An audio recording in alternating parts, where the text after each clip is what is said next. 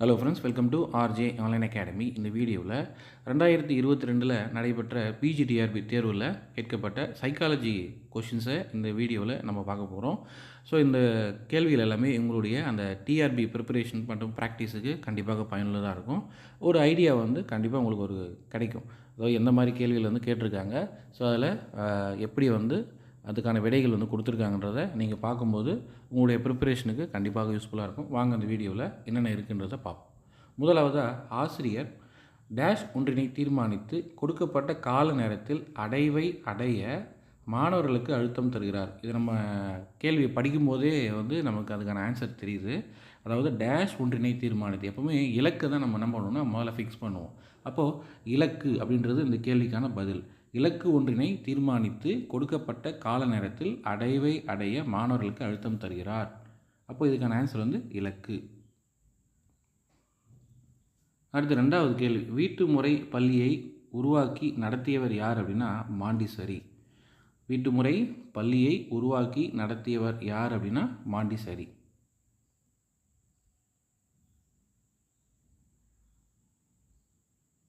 மூணாவது கேள்வி பார்ப்போம். குழந்தைகள் தயக்கமின்றி பள்ளி சென்று முகம் மலர்வதை உறுதிப்படுத்த அறிமுகப்படுத்தப்பட்டது டேஷ் ஆகும். மகிழ்ச்சி வழி கற்றல். ஸோ இது அந்த ஆப்ஷனை பார்த்தனாவே உங்களுக்கு கண்டிப்பாக அதுக்கான ஆன்சர் தெரிஞ்சிடும். ஏன்னா குழந்தைகள் தயக்கமின்றி அப்படின்றது தான் நமக்கு முக்கியமானது. ஸோ இப்போது தயக்கமின்றி அப்படின்னும் போது எப்போனா மகிழ்ச்சியாக இருக்கும்போது தான் அந்த குழந்தைகள் தயக்கமின்றி படிப்பாங்க. ஸோ மகிழ்ச்சி வழி கற்றல் தான் அதுக்கு உறுதுணையாக இருக்கும். அடுத்து நாலாவது பார்த்திங்கன்னா, நடைமுறையில் உள்ள உயர்நிலை பள்ளிகளை பல்நோக்கு பள்ளிகளாக உயர்த்துவதன் தேவையினை பரிந்துரை செய்தது எது அப்படின்னா சிஏபி. இந்த சிஏபி அப்படின்றது பார்த்திங்கன்னா central advisory board of education, அதுதான் சிஏபிஇ அப்படின்னு சொல்லியிருக்காங்க. ஸோ இதுக்கான ஆன்சரும் சிஏபிஇ தான். அடுத்து அஞ்சாவது, டேஷ் மற்றும் டேஷ் என்ற கருத்துக்களிலிருந்து பெறப்படுவது மேலாண்மை. ஸோ மேலாண்மைக்கு நிறைய வரையறை கொடுத்துருப்பாங்க. அதில் இங்கே என்ன கொடுத்துருக்காங்கன்னு பார்த்தீங்கன்னா, மேலாண்மை என்பது கோட்பாடு மற்றும் வழிமுறை. கோட்பாடு மற்றும் வழிமுறை இந்த கருத்துக்களிலிருந்து பெறப்படுவது தான் மேலாண்மை அப்படின்னு சொல்கிறாங்க. அடுத்து ஆறாவது பார்ப்போம். ஒரு குறிப்பிட்ட சமூக மற்றும் உணர்வு முதிர்ச்சி நிலையை செய்து காட்டல் என்பது டேஷ் இன் மேம்பாட்டு பணியாகும் அப்படின்னு பார்த்தீங்கன்னா உள மேம்பாட்டு பணி. ஏழாவது, டேஷ் என்பது தொடு உணர்வு செயல்பாட்டிற்கு உந்துதலாகவும் அதிகபட்ச தெளிவிற்கு புரிதலுக்கும் உதவுகிறது. ஸோ இதுக்கான ஆன்சர் பார்த்தீங்கன்னா டி, கவனம்.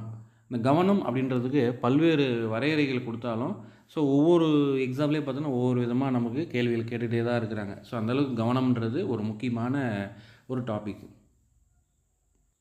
அடுத்து எட்டாவது பார்த்தீங்கன்னா, தனியாளின் சிறு குறைபாட்டினால் இயற்கையான மறதி நிகழ்கிறது.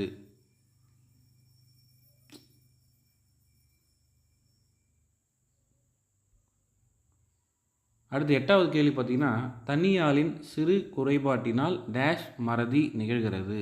இயற்கையான மறதி. அதாவது இந்த மறதி அப்படின்றது இயற்கையாகவே பார்த்திங்கன்னா ஒரு சிறு குறைபாடு அப்படின்றாங்க. சைக்காலஜிக்கலாக அது ஒரு சிறு குறைபாடு தான் அப்படின்றாங்க. அடுத்தது 9வது பார்த்திங்கன்னா, கற்றல் குறைபாடு உடைய மாணவரின் கணித பாடத்தை, ஸோ கணித பாடத்தின் துல்லியத்தை மேம்படுத்த பல் வாய்ப்புகள் தேவைப்படுகிறது. ஸோ பல் வாய்ப்புகள் அப்படின்றது ஒரு குழுவை உட்காந்து செய்கிறது, இல்லைனா ஒரு வீடியோ காணொலியாக பார்க்குறது, இல்லை மாணவர்களே அந்த மாதிரிகளை பயன்படுத்தி செய்து பார்க்குறது. இதுதான் பல் வாய்ப்புகள் அப்படின்னு சொல்கிறது. அடுத்து 10வது பார்த்திங்கன்னா, அறிவுசார் நடத்தையின் வேகம் மற்றும் துல்லியம் பற்றி குறிப்பிடும் சோதனையானது நுண்ணறிவு அப்படின்னு சொல்கிறாங்க. அறிவுசார் நடத்தையின் வேகம் மற்றும் துல்லியம் பற்றி குறிப்பிடும் சோதனையை நம்ம என்னன்னு சொல்கிறோம்? நுண்ணறிவு. அடுத்து 11வது பார்த்திங்கன்னா, கில்ஃபோர்ட் அவருடைய கூற்றுப்படி டேஷ் என்பது தனக்கே உரிய தனித்தன்மை வாய்ந்தது. ஸோ இதை படிக்கும்போது நமக்கு தெரியும் தனித்தன்மை வாய்ந்ததுன்னு கண்டிப்பாக ஆளுமை தான் நம்ம என்ன சொல்லுவோன்னா, இங்கே இருக்கிற ஆப்ஷனில் ஆளுமை தான் தனித்தன்மை வாய்ந்ததாக இருக்கும். அடுத்து 12வது, மாவட்ட தொடக்க கல்வி திட்டம் ஒன்றிய அரசால் நிறுவப்பட்ட ஆண்டு 1994. மாவட்ட தொடக்க கல்வி திட்டம் ஒன்றிய அரசால் நிறுவப்பட்ட ஆண்டுன்றது 1994. 13வது, முழு அறிவை பெறுவதற்கான குறிக்கோளை டேஷ் கல்வி முறை மூலம் பெற முடியும். நனவு கல்வி முறை மூலம் பெற முடியும் அப்படின்னு சொல்கிறாங்க.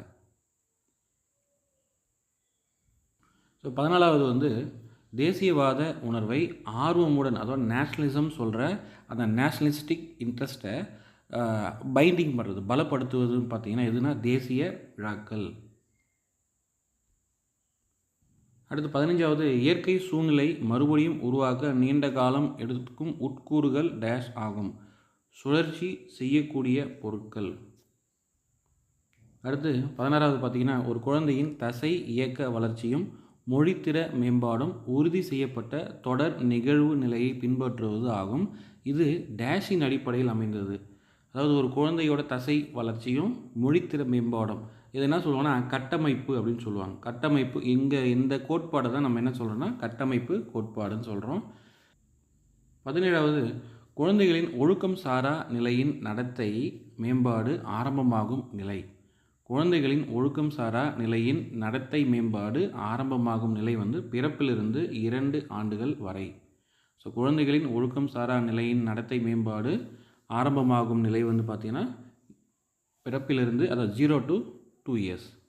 அடுத்து 18வது பொதுமைப்பாடு விதியை முன்மொழிந்தவர் அப்படின்னு சொல்கிறது யாருன்னா ஜெட். பொதுமைப்பாடு விதியை முன்மொழிந்தவர் ஜெட். அடுத்து 19வது பார்த்தீங்கன்னா சிந்தனை என்பது டேஷ் ஒரு கட்டளையின் வகைப்பாடு. அறிவுசார் கட்டளையின் ஒரு வகைப்பாடு தான் நம்ம என்ன சொல்கிறோன்னா இந்த சிந்தனை அப்படின்னு சொல்கிறோம். ஸோ இந்த வீடியோவில் நீங்கள் பார்த்த இந்த பிஜிடிஆர்பியில் கேட்கப்பட்ட கேள்விகள் வந்து உங்களுக்கு பயனுள்ளதாக இருக்கும்னு நினைக்கிறேன். இனிமேல் நம்ம சேனலில் போடக்கூடிய பிஜிடிஆர்பி சம்மந்தமான வீடியோவை நீங்கள் பார்க்குறதுக்கு நம்ம சேனலை மறக்காமல் சப்ஸ்கிரைப் பண்ணுங்கள். தேங்க்ஸ் ஃபார் வாட்சிங் ஆர்ஜே ஆன்லைன் அகாடமி.